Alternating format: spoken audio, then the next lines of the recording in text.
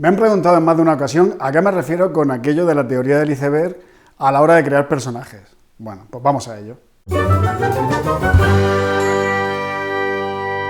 El oficio de cineasta no es un oficio para perezosos. A mucha gente le da mucha pereza cuando está escribiendo el guión una parte del proceso que tiene que ver con el desarrollo de personajes.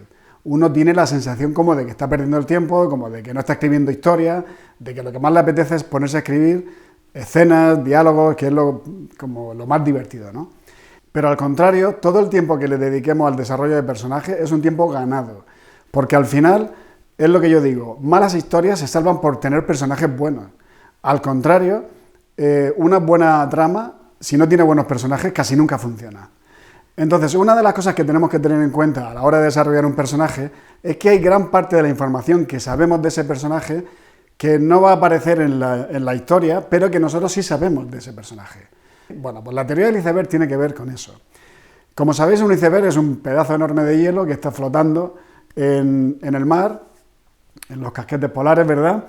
Y los científicos dicen que hay aproximadamente unas 7/8 partes del iceberg sumergido. Es decir, que la única parte que vemos es la parte que está sobre la superficie, que es aproximadamente 1/8. Es decir, una parte relativamente pequeña de lo que es el bloque en su conjunto. ¿De acuerdo? Bien. La teoría del iceberg no es una cosa que yo me haya inventado, sino que ya viene del psicoanálisis de Freud, que decía que, digamos que la parte consciente, la parte de la personalidad que es consciente del ser humano, se basa en una parte del subconsciente que no conocemos, que no vemos, pero que le da sentido a la parte consciente, a la parte que somos. Volviendo al asunto de los personajes, tenemos que conocerlos tan bien que sepamos, en función de las situaciones que va a vivir en la historia, cómo va a reaccionar, qué va a decir, cómo lo va a decir, qué va a sentir incluso en cada momento de la historia. ¿Cómo se hace eso? Bueno, pues generando una cantidad de información sobre nuestro personaje que nos sea útil. De tal forma que gran parte de esa información no va a salir en la historia, como decía antes, es una información que vamos a tener nosotros, que nos va a ayudar a conocer al máximo a nuestro personaje, pero que va a darle sentido a lo que sí vamos a ver en la historia.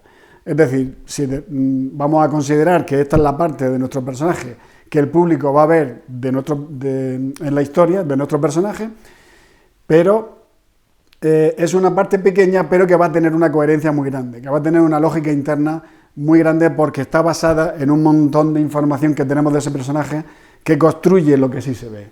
¿Ok? Es decir, si a un iceberg le quitamos toda esta parte se hundiría.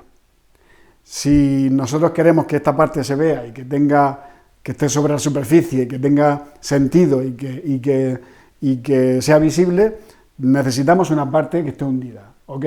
Bueno, pues esto es parecido, o igual. Es una similitud que yo creo que funciona muy bien.